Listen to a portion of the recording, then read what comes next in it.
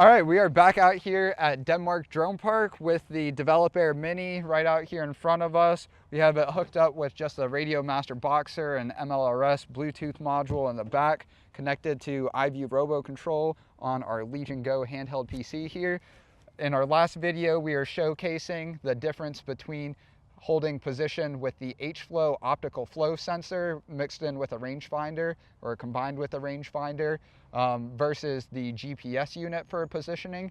And now we're going to be able to see how they both work together, right? So instead of one or the other, por qué no los dos? See? Sure. Yeah, so we're going to be mixing both of them. We're going to use certain aspects of the GPS and of the HearFlow sensor. The HearFlow is going to be doing the velocity on the XY, and I believe the GPS is going to be doing like the Z, altitude. Yeah, the altitude positioning. There's also horizontal positioning as well, which I'm using the GPS. So we can kind of play around with it if we want to change the HearFlow for the horizontal positioning instead of the velocity. We can swap those things, just bring it back down, and we can swap the parameters and see what works best. But yeah, it's going to be a combination of both. All right, long story short, GPS for altitude primarily and horizontal position. Optical flow for horizontal positioning. Well, it's optical flow for velocity. Okay. Oh.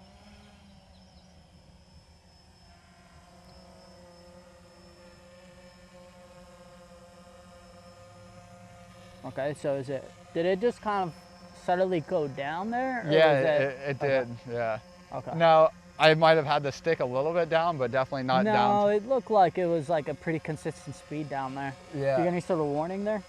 So we have the messages to show what EKF3 device we're using, right? So I don't know if I even took off in the one that would have been ideal. It should be all the way to the right, which I think you're already in. Yes. Yeah. So this is the combo? That is the combo. All right, let's see. I just switched it over to the next setting. This is GPS only. That's right. All right, fairly standard. I'm switching it back to 3. All right, so you can see the drift a little bit more noticeable, but maybe it'll lock itself in. Yeah, it's locked itself in now, by and large. Let's give it some forward movement. And so, yeah, the velocity from the optical flow makes it not respond as well to inertial movement. So after I've already given it stick input, it continues moving, and then it'll kind of bounce its way back again without having to give it any input. Versus if I'm in the GPS only mode, which I just switched over to, I give it inertial movement, and it pretty much just stays right where you last give it input. Sorry to interrupt there. That's a large hawk. Holy. That's a big bird, and not the type from Sesame Street. I don't know if it's gonna come out the drone, but wow, that's a big bird. All right, so I just swapped over into optical flow only mode, and you could already see maybe the positioning not quite as good as GPS, but by and large still staying in one spot. And now giving it backwards input, you can see it continues with the inertial movement for quite a distance, and then we'll kind of bounce back, rubber band back to where it was. So yeah, we can play around with the settings and maybe set the GPS as the velocity, and then the HearFlow as the horizontal position, and see if you get something better. I think that would be nice. Is that something that we could experiment out here with in the field? All right. Real quick. Let's bring her down. Did you also try just the HearFlow? Yes, I did that. Okay. That's turning the knob all the way to the left. Yes, that is correct. Yeah. Okay. Oh. Coming in hot. I'm assuming that wasn't your doing? That was my doing. Oh, okay.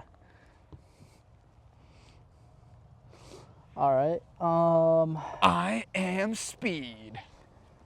I'm gonna go open mission planner. All right. And disconnect. There we go. Trying to block the sun while also not blocking Gerardo's pretty face. Well, I guess his hat is blocking his face from the camera. Yeah, I don't think, there we go. Gerardo, are we there yet? Are we? See, the Legion's great, but the keyboard sucks. Definitely not, no, it's, they're dedicated keyboard for sure. I do have my MacBook if we wanted to use it, but. Yeah, it's all right. We're almost there. All right. 3 hours later. Let's see. Man, it's nice bringing the engineer out to the park and not having to do this sort of configuration myself.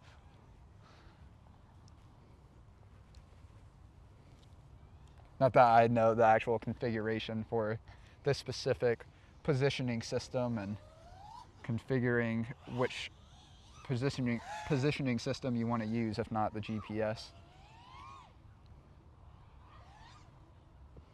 All right, we're gonna need a reboot in a second. And you did make sure to like write parameters? Yep. All right. Yeah, Jacob, I'm not as dumb as you are, as dumb as you look. Gonna go ahead and reboot it? Yeah. You just don't want to reboot it from there?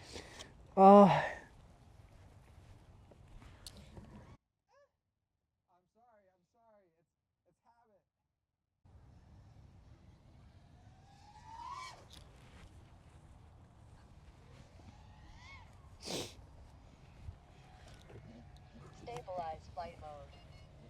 No GPS. Loiter flight mode. GPS 3D fix lock. Wow, it's a lot of GPSs. Plus 15 real quick.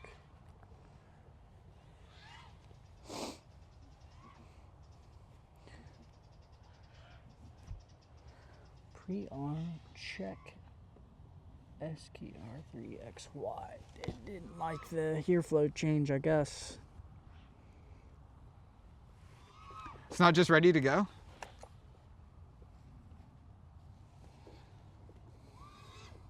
No, it is not.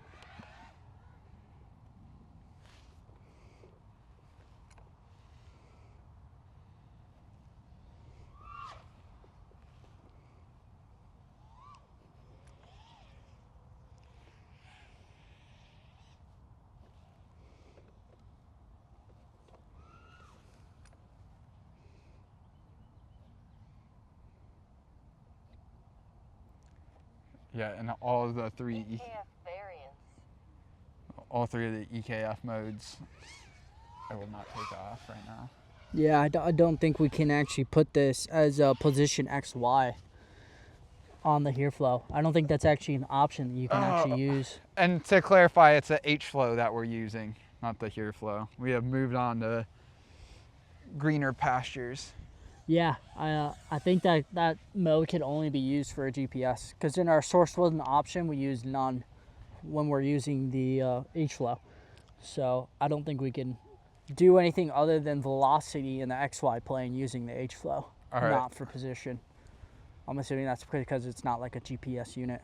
Do you think you could swap it back really quick and then we can just make sure Developer Mini will get back off the ground with those reverted settings? It's just because you're in that third mode. If you switch, I swapped to the other two as well, and it would not take off. Oh, really? Okay. Yeah.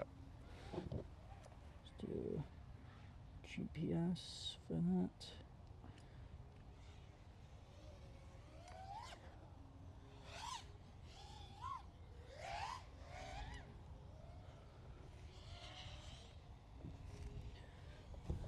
I'll probably have to reboot again.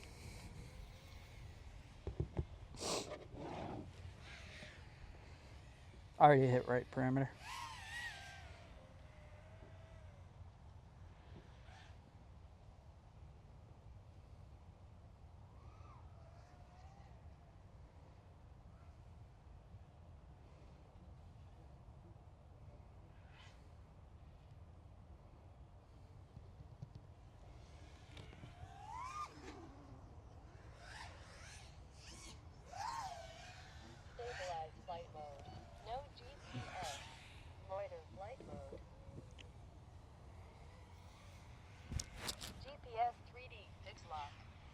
All right, going back to the third setting.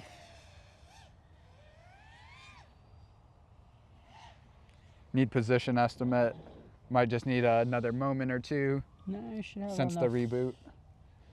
Should have enough satellites there. Need position estimate. I'm gonna connect. Did you disconnect in the IVRC yet? No. Hold on. Let me just, GPS home acquired. there we go. I think. Motors armed. Yep. Just had to wait for the home position.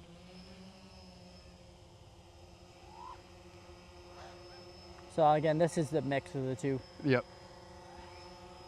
All right, and you know, with it this close between us and the camera operator at head height, let's swap it over to value number 2. This is just GPS only.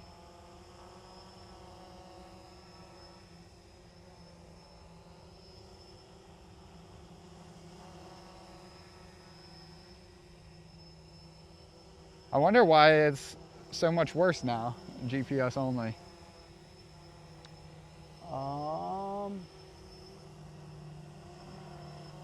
Don't know. I don't know if there's interference going on. I'll take it up a little higher. Could be fighting the rangefinder a little bit. All right, let me really quick. This is now no GPS. This is just using the optical flow system.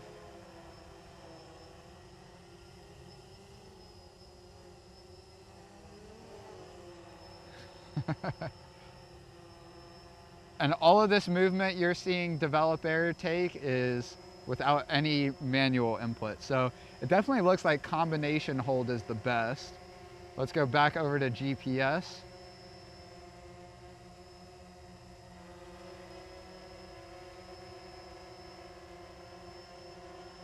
And much better now. So yeah, I think there is just a little bit of a lack of a better way to put it, like cool down time that you need if you're changing any parameters related to the positioning sensors you're using, and then especially if you're in flight trying to switch back and forth between them. Battery level 1 alert.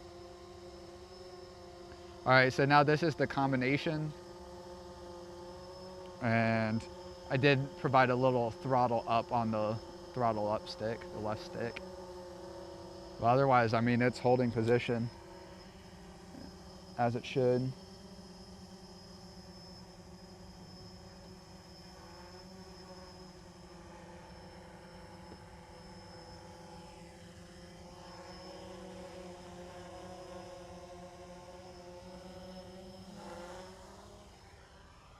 Oh, is that you? Yeah. Okay. EKF variance. Land flight mode. Oh.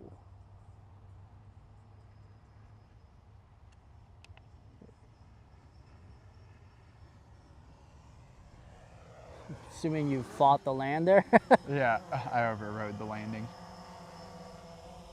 Battery level 1 alert. We still have quite a bit more battery life, just overriding it.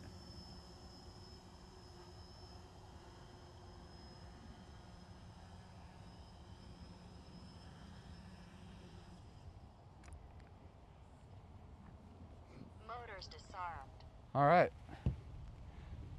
I think kind of inconclusive results, but you can have the choice of just using the GPS, the optical flow, or a combination. It's really going to be dependent on your operating environment. I would say if you're going to be operating outside almost entirely or predominantly, then go ahead and use the combination. Of course, operating inside, you're probably not going to be able to use the GPS, or at least it's not recommended you use the GPS, so you'll just want to use the optical flow, but we verified using either individually or both together are possible. Yeah. Anything else you would like to add? Yeah, I'd probably come to a similar conclusion. Only thing I would say, if you're using the combination, depending on the environment, as far as like the surface area, whatever you're flying in, it's probably, if you're going to use a combination, maybe that's where you're going to get better if you're flying like on the street or concrete or something where that combination's really going to shine. Yep. But it's really tough to beat GPS just because it's so cheap and easy to use. Cheap and easy.